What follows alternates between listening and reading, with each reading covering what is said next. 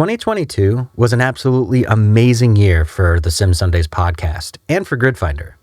Tom and I never really thought that this podcast would grow at the rate that it has, and we appreciate all of you listening and watching.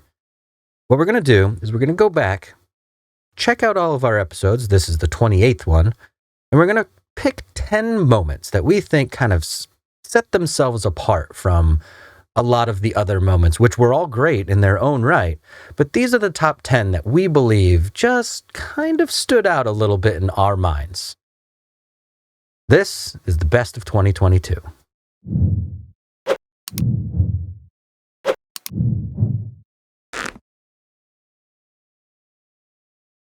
So our first moment that we picked, this streamer doesn't really need any introduction. It's Lawrence Oswa.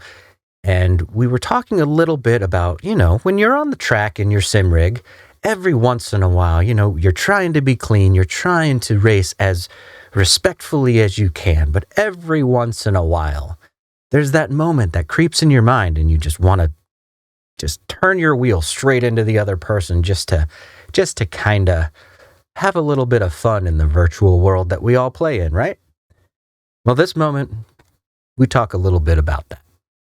It makes me want to play Recfest a little bit, which I did notice on your channel you do play, Lawrence. Yeah. Just because sometimes you just want to throw someone into a spin. Sometimes you want to be that guy that crashes all over. And in that game, that's the point. That's fine. So doing Recfest was great, especially in the early days of building a community. It was amazing because I'd be streaming and literally every single person who watched my stream would be in Recfest with me. So the stream would be like a big fat 0 viewers, and we would have crazy amounts of fun, and it would a couple of hours later, stream would be over, no viewers, I didn't even care, right? Then it got to a stage where there'd be 20 people inside in Recfest and there might be 20 people watching. Now all of a sudden the dynamic is completely different because the 20 people who are in Recfest with you, they know there are 20 people watching. So what did they do? They wreck Lawrence.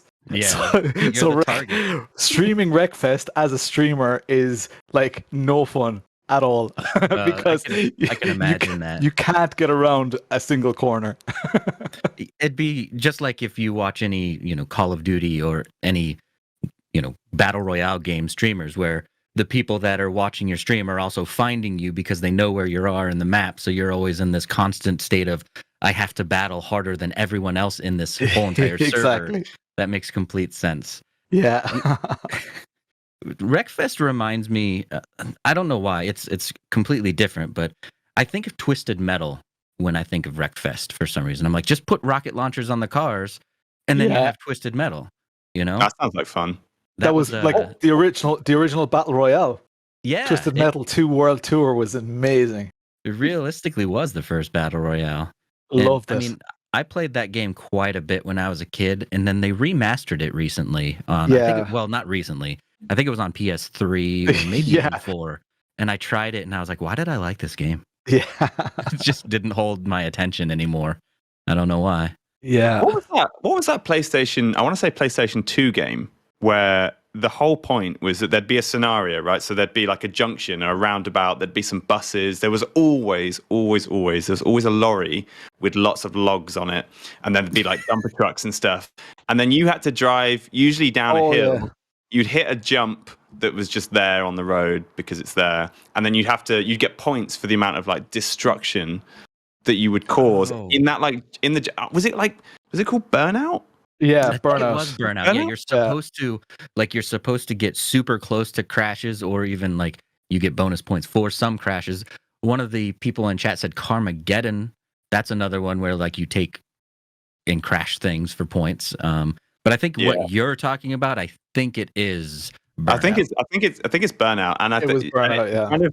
I always think of that whenever I go into like an Assetto Corsa unranked lobby in like the Tartus. And it's like turn 1 at Monza, and I get smashed. I'm like, oh, Burnout 2, turn 1 Monza. Here we go again. Yeah. My strategy on turn 1 on any track is always just to kind of like let them go. I'm like, I'll wait. and then I'll go through this turn. Like the Dave Cam approach. If you've ever seen Dave Cam on iRacing, he will often start from the pit lane and still get up onto like a podium position, which is an inspiring technique, and obviously it's great to watch because you get to watch him do like all the overtakes and stuff. And like that first half a lap, he's just like driving through this like apocalyptic racetrack with just wrecks of cars, like on either side, like barriers in flames, and he just drives through. And then you go and try to do it yourself, and you just can't catch the other cars. Like, what's that about? Exactly. You completely don't appreciate the fact that he's now come out like with freezing cold tires, and like you go out and you spin around, and you're just the same. You just join the apocalypse. This next moment features Dave Cam. Now, we had Dave Cam and Lawrence Oswa on the stage with us at Sim Racing Expo this year for a little bit of two truths and one lie. That was a great time. But in Dave Cam's episode, Tom revealed a little bit about his, kind of strange way that Tom first saw Dave. Check this one out. And actually, you know what? I was going to start by mentioning the one time that we'd met, which was the Sim Racing Expo. And I was kind of going to use that as a segue into this beautifully prepared interview that I've got lined up. But you know what I've just realized, talking about Karting Northeast, is that actually we haven't met so much before. But yeah, I remember you told me this story. Yeah, you were watching me eating my bacon sandwich, weren't you? That's what you were doing. You were drooling over my bacon butty with brown sauce. Honestly, you'd be forgiven for thinking this is the weirdest fanboy story ever. So I was on my way to the karting track in Sunderland, and on the way there, as I do, bit of pre-race, athlete's energy, I stopped to got a McDonald's. And I remember getting out of the car for some reason. I was just sat there just having like a coffee and a whatever, some kind of sandwich. And I looked over, and I think you and Mrs. Dave Cam was sat in the car looking straight across at me. I had my Grid Finder hoodie, and I was like, right, I've lingered here too long. I can't walk over now because I think he's seen me. And if I just linger and then wander over and say hello, too long. David, like, oh God, it's one of my sim racing fans. they found me. They found me in Sunderland. You should have popped over. I would have shared my hash brown. I would have shared my Mackey's hash brown. They are magical. Actually, oh, they are indeed. I had two this morning. But anyway, let's not get into all that. So we met a year ago at the Sim Racing Expo. Yep, we did. And it was at a strange time, right? Because it was just post-COVID, and your channel has seen a massive rise, and a lot of sim racing has seen a huge boom. And the Sim Racing Expo was really the first time that everybody could get back together after COVID, and everyone kind of got back together. All the hardware manufacturers were there, and there was a lot of streamers. I remember seeing Gamer Muscle with his selfie stick for like a solid 25, 30 hours running around, and you and Mrs. Dave Cam were there, and we had a good time. We went to the esports lounge in the evening, and we did the 24 hours the Nürburgring challenge. Won by Jimmy Broadbent. I think Jimmy won that, didn't he? Jimmy did win it, but it was a great community event, and it was the first time that I'd been to something like this, where it was an event put on by an industry, and all the people who have some kind of stake in the industry were there, and it's all sorts of people. It's streamers, it was racers, it was hardware producers. How much of that have you managed to build into your streaming career? I mean, that was the first event like that I'd been to, because I've not been sim racing that long. 5.5 years. That's all I've been doing.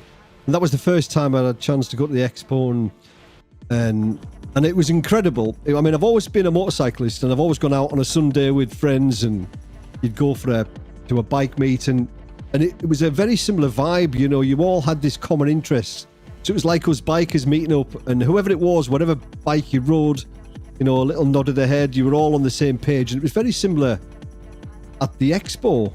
We were all kind of linked with this weird little hobby that we've got, and we all shared this very similar passion, no matter who you were or what sim you liked.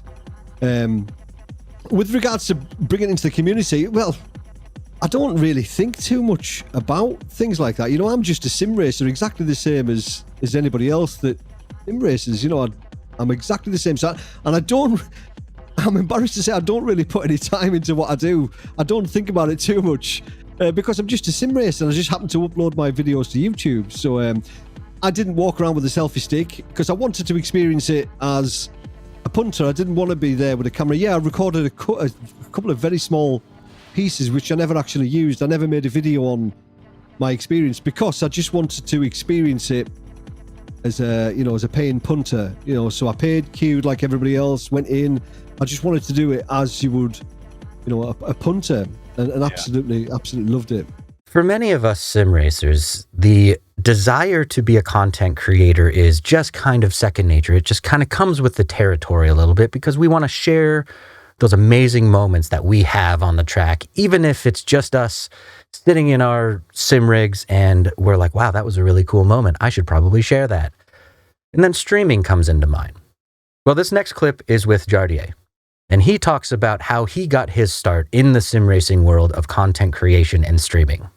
Terrible microphone, and everything was like so bad, like bad FPS, and basically, I think if you ask almost every single content creator, they will tell you that they had like the shittiest camera, the shittiest computer, the worst audio, and everything like that, because, Well, everyone's first stream is an experiment, right? I think there's very, very few streamers who are now at like 50,000 subscribers or more who like knew from the very first video, right?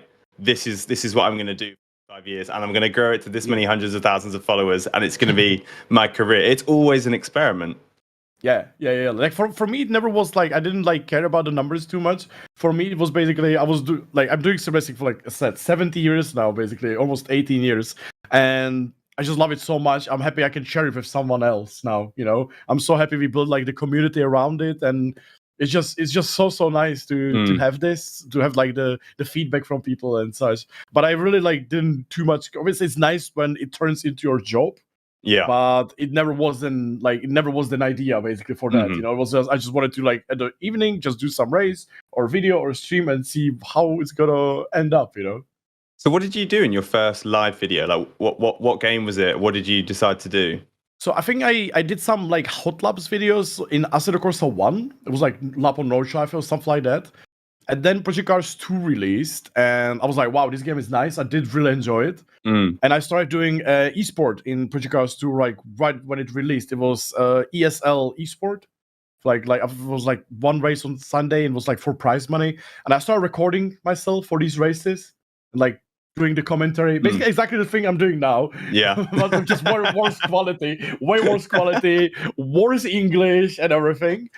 And I think when I reached like suddenly I get like I was having like I don't know 100 subscribers or 200 subscribers for like years. It was basically all my friends and everything. And then I started doing these Project Cars too. And suddenly in December I gained like 1,100 subscribers. The algorithm found you. It was like absolutely insane. It was absolutely insane. And I still don't understand like how that happened, why that happened. I mean, it was literally 1 month, Then it was way less the next month. Yeah. And for like 2 years. But that 1 month suddenly I get like 1,500 subscribers. I was like so crazy, And then like and that's basically I date my channel start like to that day. I think it's 2017 December. Like I basically say that's where my channel started because like a month before or 2 months before I started doing a little bit more serious videos. And then I think March or April in 2018, I did my first ever stream. And it was all thanks to George Ortner. He was streaming Race Room back in the day. And I was like watching his streams and I was like, wow, I need to try that as well. I think we did like race together and he was like, you should try to stream as well, and it was wild. It was crazy. Yeah, it was so weird and so awesome at the same time. And I immediately fall in love, I'm like, as you can see, I'm a talkative person. I like to talk and I never shut up. And I realized that I like doing videos. I'm very bad in making videos, but I like talking and doing stuff. And I feel like the streaming is just perfect for me because you have like the immediate interaction with people and it's so nice. On this next clip, we talked to Jeff McConey. Now, Jeff McConey, he sells setups for iRacing. Setups in their beginning were probably a little controversial because, it's just adjusting sliders and moving numbers within a game. But a lot of people like me just don't know how to make the best setup. Jeff McConey, he's going to explain a little bit about the backlash and also some of the drama between sim racing setup companies. Yeah, So we were one of the first to offer setups individually. Now, services like VRS already existed, and they would do a monthly subscription. Now, with VRS, you were also getting telemetry and other things involved with it as well, and it was at a low price. Granted, the setups were not nearly at the level at what we were putting out and continue to put out, but you also got other aspects to it as well. So it was more learning how to drive, and you got setups too. Versus us, it's purely you get setups. You are buying setups from us. Now, we've grown and changed and added a lot of different features and products. So when we started that, though, and when I started the company, there absolutely was backlash, and people, and I fully understand it, and I respect the opinion, and I get it. Of, Jeff, you've brought this onto the iRacing community, this plague of setup shops of people trying to make money off of it, and Yikes. Wait. The racers in iRacing, microtransaction hell, are mad at you for also giving setups and giving another option to make you more competitive in iRacing? That seems weird to me. Yeah, you have that. And on the other hand, though, there's been people got very greedy very fast with setup shops, and it very quickly devolved to in a lot of wrecking other people from other shops, and a lot of spamming the chat and saying, "Oh, my setup's better, and you need to buy from me and not this person, and this person's stealing setups from them, and everything else." And the one thing I always said from the start is we need to stay out of that. I just told everyone, guys, if they wreck you, protest it. Don't get drawn in, don't get sucked into this crazy mindset that they have of just absolute. I mean, it's very toxic, but it's an obsession with it seems. And so for the average person that sees this and isn't involved with the shop, they see how toxic it is and how crazed some of these people are chasing money. And so it definitely, and I will admit, it was an issue of it got out of control way too fast, where anyone could start a shop and sell setups. It got out of hand far too quickly. And there were some shops that started up that, I mean, just one day they just took a bunch of people's money and stopped providing setups. I mean, I know of at least, I know of one case where that happened, and we, knowing this, put out a statement saying, if you bought from them, we will honor that purchase. So if you bought, 3 weeks of truck setups from them, we will give them to you. Just send us the receipt showing you paid for it, because that's just the right thing to do. And when we're the first ones, it opened Pandora's box. If it wasn't me that did it, somebody else would have. So you could say I feel an obligation and a responsibility to make sure that we are doing things right, running a good business, not scamming people, because we were the ones that opened Pandora's box. We unleashed this onto the community, and we need to be there we can't fix and control what other people do, but we can control what we do and make sure that we treat customers right. Mr. Random Call Sign is going to be in our next clip. Now, this was one of our first episodes. Actually, I think it was, other than the pilot, the very first episode with a guest on here. He talks a little bit about some of the games that he plays outside of the sim racing world, and, well, the game that he plays, I can definitely understand the frustration that he has with this game. Check it out. So outside of sim racing, what would you say is your ultimate chill out game? What is the game that you always go back to, or you can kind of always rely on to be that like release for you to relax with? I don't have like a game per se for releasing, and most of the games that I play are absolutely not about relaxing. Now I'm playing Elden Ring. I did see that on your Twitter. Yep. And that thing, God damn it. I love it. I know it's my first Soulsborne game. Okay. So I haven't played Dark Souls 1 to 3. I haven't played Sekiro or anything like Bloodborne or anything. So I'm also one of those guys that started playing difficult games when they were 6.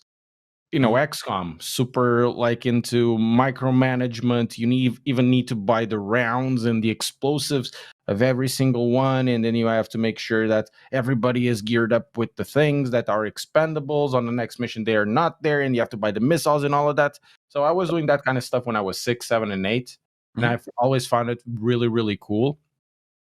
But then 30 years later, I'm playing Sekiro and dying over and over again instead of finding something that, okay, this is relaxing. No. Yeah. God damn it, I have to do it again. I was almost killing that boss that took me 6 hours. I feel like that kind of goes well with sim racing, though, because sim racing is kind of in the same, where it's like, oh, I almost beat my best time. Oh, one more lap. I can nail that world record on my console or whatever, right? Yeah, exactly. As well, right? Setups is similar to setting up a weapon or a loadout or whatever. Oh yeah. It's with setups you are going, I guess, a bit blind. You can more or less rough ball it. Okay, my car is under steering, so I'm gonna maybe give it a little, make the springs tighter at the back or something like that, and you can rough it out. But you never know on the course of 1 lap or 2 laps or 10 laps or 15 laps, depending on the length of the session you need to do, or if you're just doing for a time attack, you never know how it's going to play out. The thing with Elden Ring is that how it's going to play out. You're going to suffer. That's for sure. That's the first thing. You're going to suffer, and then you have it like especially well done, but the boss like cheeses some spam thing and then you die. But I know this is the way. This is the correct loadout. I have the correct skill for the weapon or whatever. And then you do it and over and over and over and over again. Yep. But even though you know exactly that's the correct way to approach it. Sometimes we get to have amazing sim racing influencers and company owners and just important people to this little hobby that we do in our little sim rigs in our offices. This one was at Sim Racing Expo this year in 2022, and it's with Thomas Yakemeyer, and he is the Fanatec CEO, and he just talks a little bit about how he got his start. And actually, my absolute dream wheel has a rally win. Check this one out. You brought your Ford Puma rally box for the steering wheel that Sebastian Loeb actually raced in at the Monte Carlo rally. That's pretty freaking cool. And there's a bit of a personal attachment there, right? Well, he did not just race it. He won the Rally Monte Carlo. And I have to say, I mean, when I started this company 25 years ago, that somebody would have told me that somebody will win the Rally Monte Carlo in our steering wheel. I had no idea how far that goes. Yeah. Did you go? Did you go to the rally? Did you watch? No, actually not this time. I was there last year, but unfortunately not this time. Yeah. Okay, so go on. What did Sebastian Loeb say about the button box? Did he liked it, presumably? Yeah. I mean, for the drivers, most of all, it's the most important thing is it doesn't break. It just does a job, and then of course without this steering wheel, he would have had no chance. Right? Yeah. It was all in the steering wheel, 100%. Only. But this isn't the first time that you've created a product that actually works in a real world car, right? This is actually our third product. Yeah. So we started the development with the Bentley, but we showed the BMW first, which also won several races in GT3 racing. With the Bentley, we went to Pikes Peak. Yeah, very cool. So having the real race, our steering wheels and the real race cars, but that's kind of cool. Yeah. That's incredibly cool. The idea of your product like being such a big part of real world motorsport, because it's sim racing, right? It's simulating motorsport. So you're kind of very visibly bridging the gap between sim racing and motorsport. But at the same time, as we'll see when we go through your 25-year displays, Fanatec is rooted in gaming, right? it is rooting in gaming, but we are now moving more forwards being a motorsport company, and our mission is clearly to bring both worlds together. So I believe in the merger between sim racing and real world racing. So we do this by the products, put our products in the car, make it basically compatible with both, but also on the racing series side, what we did with the Fanatec GT World was that basically the real world racers are racing in a simulator for championship points. Yeah. I think that was another a groundbreaking move, and we are talking to more series, and there were going to be more racing series doing it like that. And our vision is that basically all major racing series at some point will have a sim racing element in there. I think that would be, because this sim racing is the only esport where you actually have the transfer from the know-how you get in sim racing to the real world. I mean, it doesn't happen with any other esports. Yeah, we talk about that a lot actually on the podcast. We talk about how most professional like FIFA players probably couldn't last 90 minutes on the field, and most like Call of Duty players probably wouldn't last very long in the SAS, right? Whereas you get a lot of sim racers going into motorsport and immediately being on the pace, right? Playing Counter-Strike doesn't make you a good terrorist. No. Fortunately. Yeah, thank God for that. Okay, so your you're not so much an announcement, but kind of your big feature this year at the Expo is it's 25 years of Fanatec, which, congratulations, that's pretty freaking awesome, just to have a company that's lasted 25 years and has been so dominant all the way through. I mean, we can see loads and loads of brands here, lots of people have moved into sim racing, but arguably you were one of the first to do it.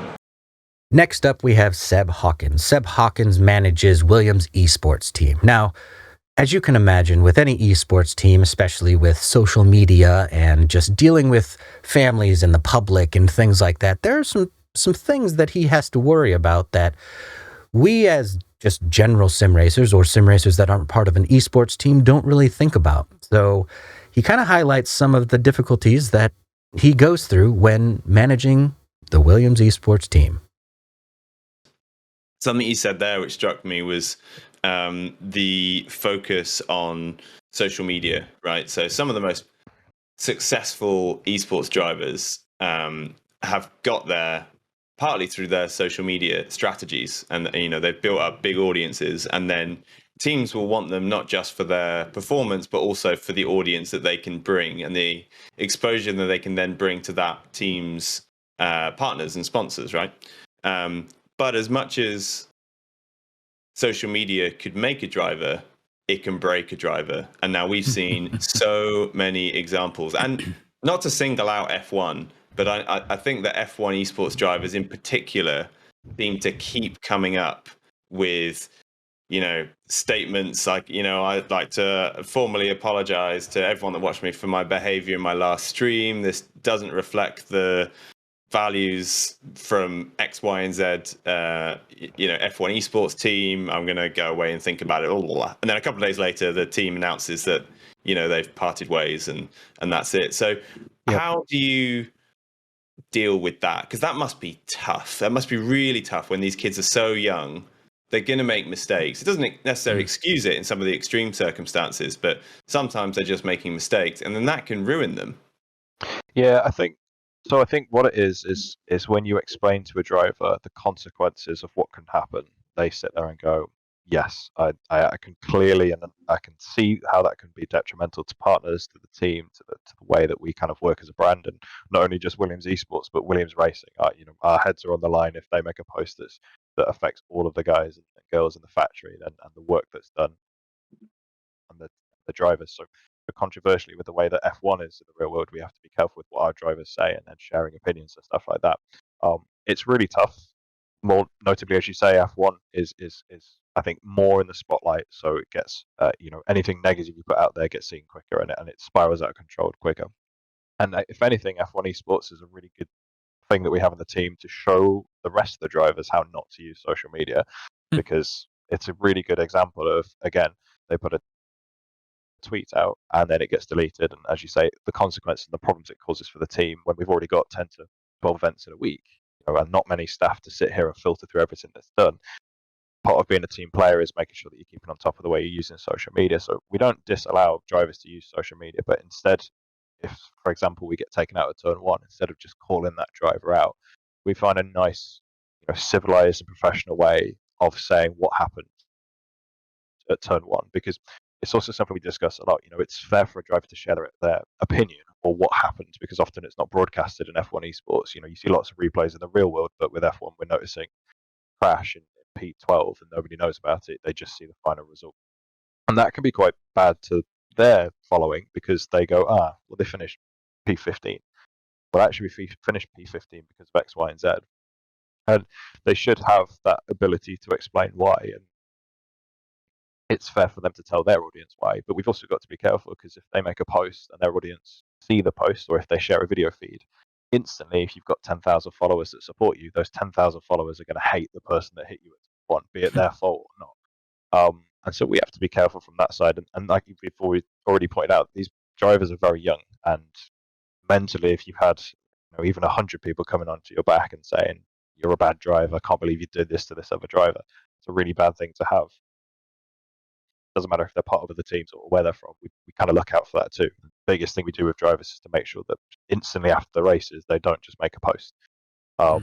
We sit down, we work with them, and we say, what is it you want to post? This is how we can help it. This is how we can filter it if we feel it's a bit too negative. And again, it helps for us because we can use the real F1 driver scenario and say, well, look what Nicky and Albon would do if they've had bad luck. They never just post something crazy onto social media unless it's something super strong that all 20 drivers are in unison about.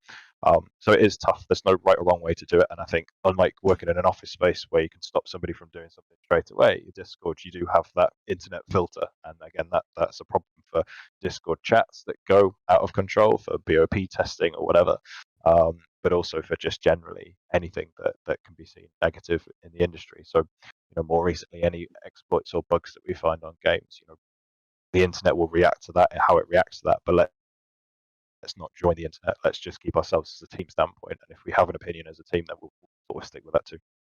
Next up, we have our sponsor, Trak Racer, and Mr. Matt Sten. We got to talk to Matt Sten at Sim Racing Expo 2022. And the interesting thing is they're releasing peripherals now. So steering wheels, pedals, handbrakes, things like that.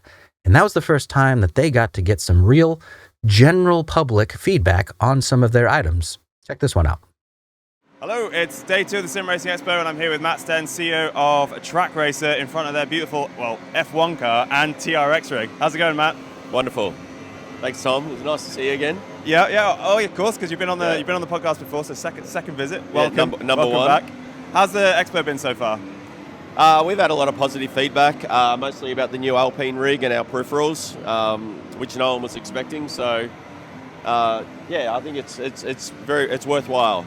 Yeah, it's been fun. It's actually been fun walking around the Trak Racer expo hall, because you've got a huge footprint here, and you've got the Alpine car as well. And actually, I have to admit, it's the first time I've been up close and personal with an Alpine. It's a pretty sexy looking car, right? Yeah, well, that's the A110S, which isn't your standard Alpine A110S. You've got the S and then you've got the R. Right, okay. The R, there's only 2 of them. That's the Alonso version. So unfortunately, we weren't able to get one of those, but this one's amazing anyway. Yeah. So it matches your orange. So we were saying yesterday with a couple of our guests that the expo hasn't necessarily been as busy maybe as we expected it, but I've noticed that the Trak Racer area is always pretty much full. There's always every single rig is taken. So are you getting a lot of good feedback on your products? Yeah, well, for the peripherals, it was good to show those to customers and get feedback, because we haven't gone into production yet, but we will over the next few months. So we're getting valuable feedback there.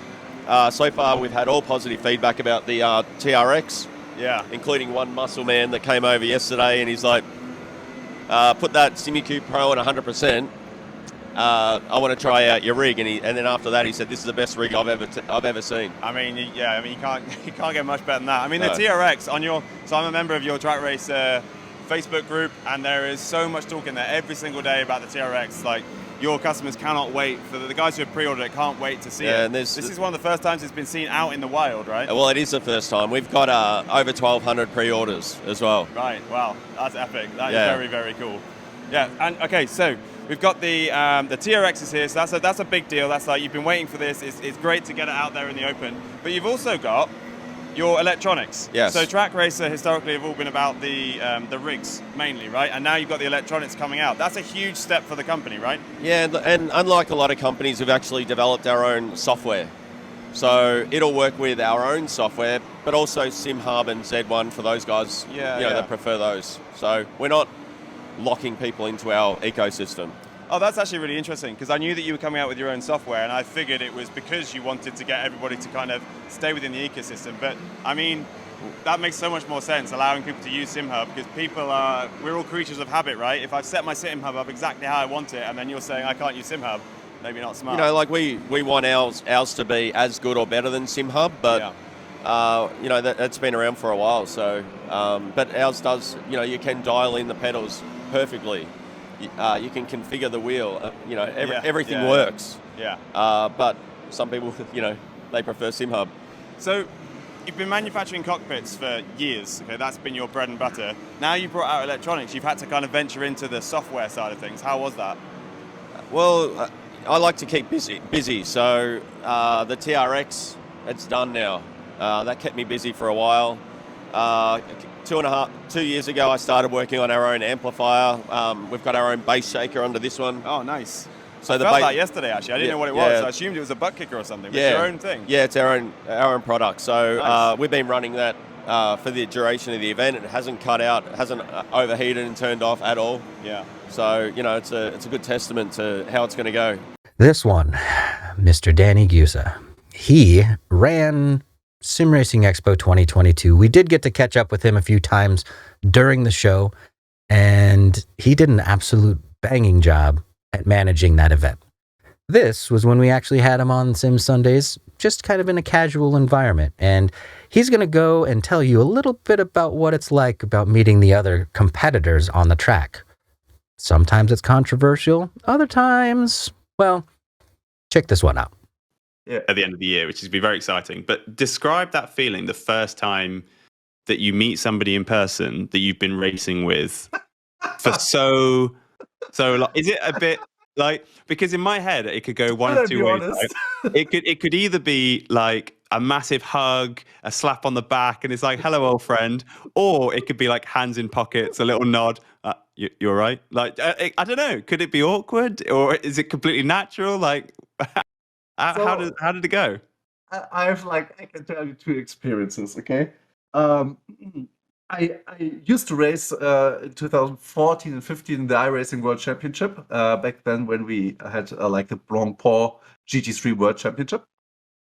And we competed against Redline, Coanda, Apex was also present at that time back then, and other teams like Team Iberica with the best Iberian drivers and so on. And Team Coanda was always like these kind of perfectionists and really cold. You couldn't get a grip on them. They were like slippy and like really, really professional already in this stage. And then we were like, okay, we're competing against each other, but let's get to know each other better, because we're also German and we don't live too far away.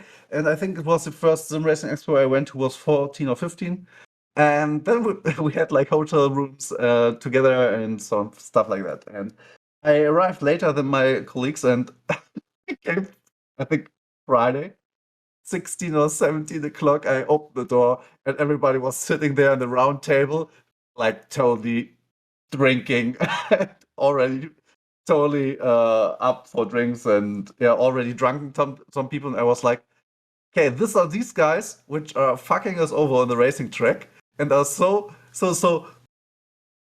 like robots on the racing track, and then you meet them there like already drunk, passed out at 17 o'clock, and I was like, okay, now I can get the feeling for these guys. Awesome.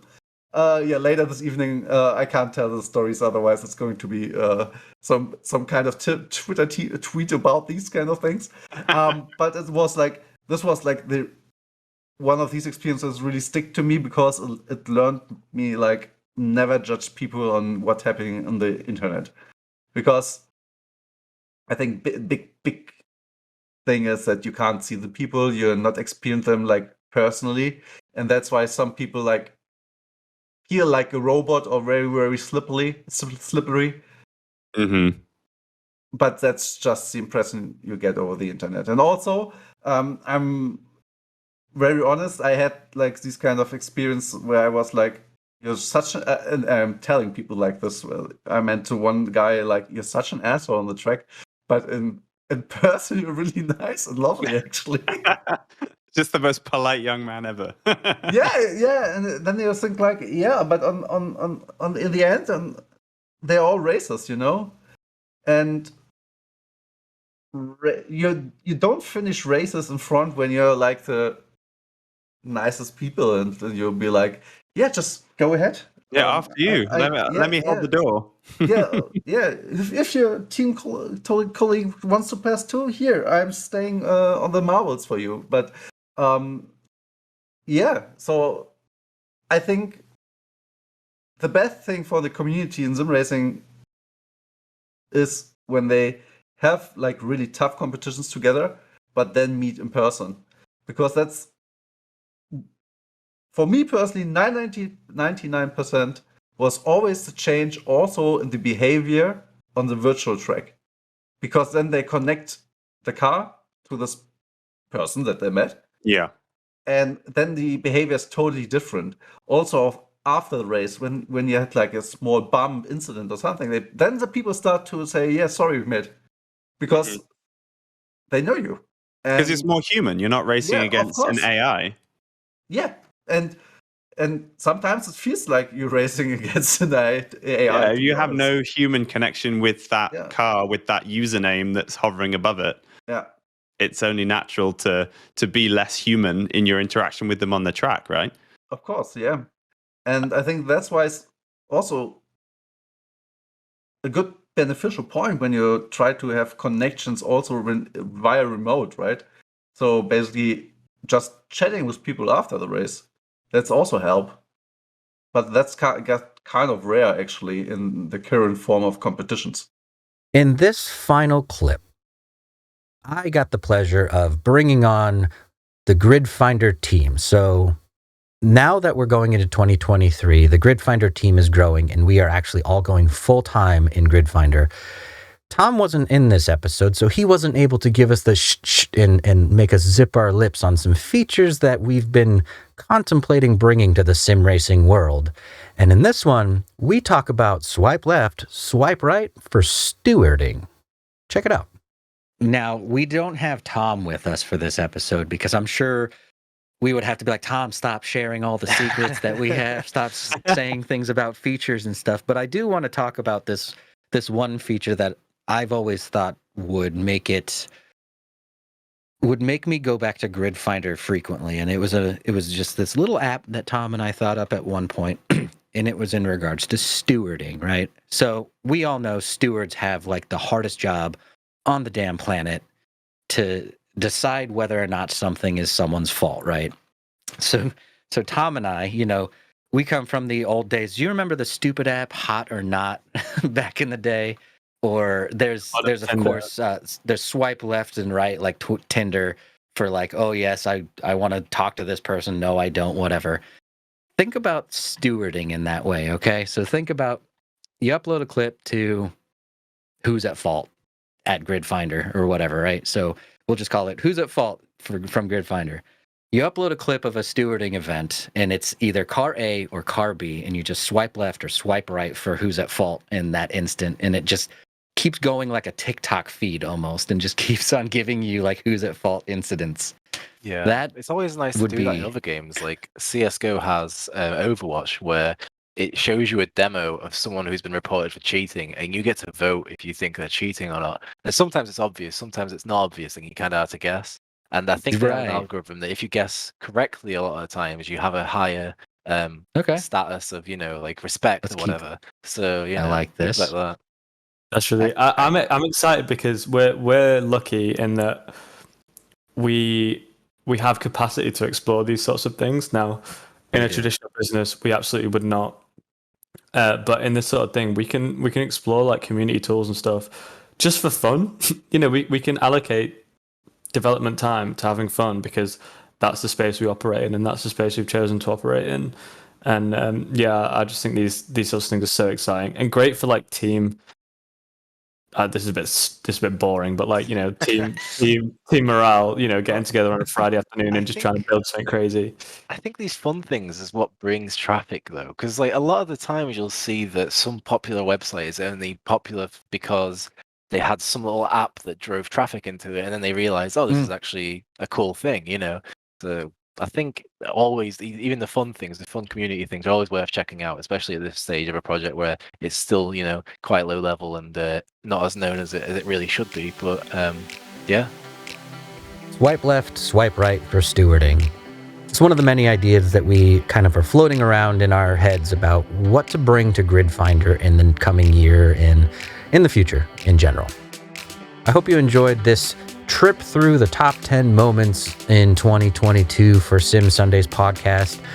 We have a lot of big guests planned right off the rip for 2023. I hope you keep on listening and keep on enjoying the show. And, you know, if you ever want to race with us, we record this show live Sundays at 8 p.m. UK time, and it's 3 o'clock US Eastern time. So if you want to join in on the post-podcast racing, go ahead and join in on our YouTube channel at youtube.com/@SimSundays. That's going to do it for this year for us. Once again, I appreciate you listening, appreciate you watching, and here's to a great 2023.